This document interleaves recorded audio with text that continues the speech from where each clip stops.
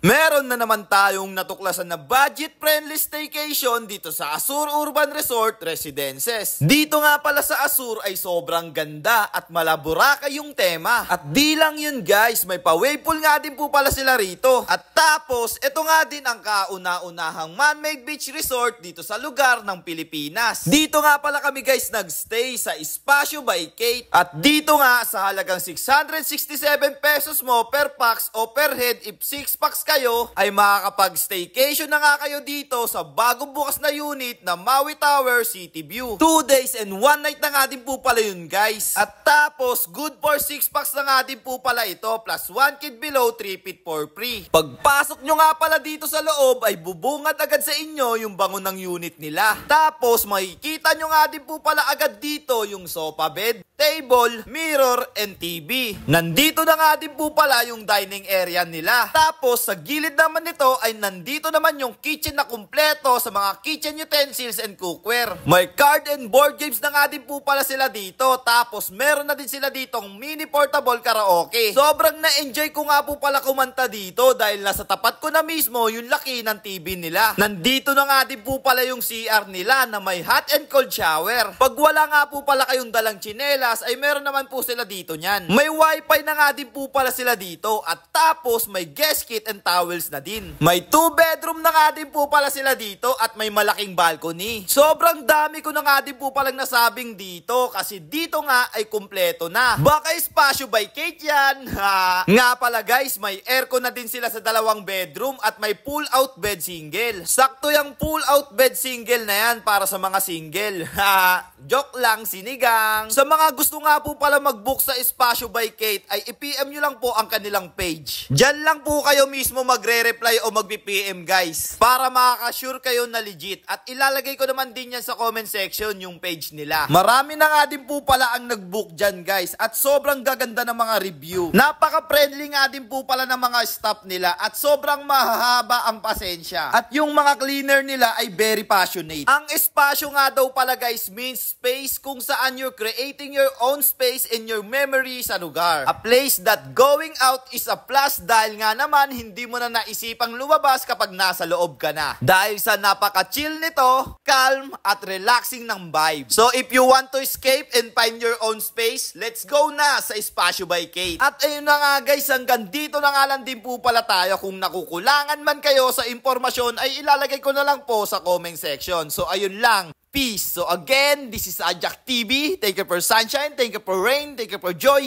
Ingat, salamat, bye-bye, bleh! Sola B, sola ba, in the loja.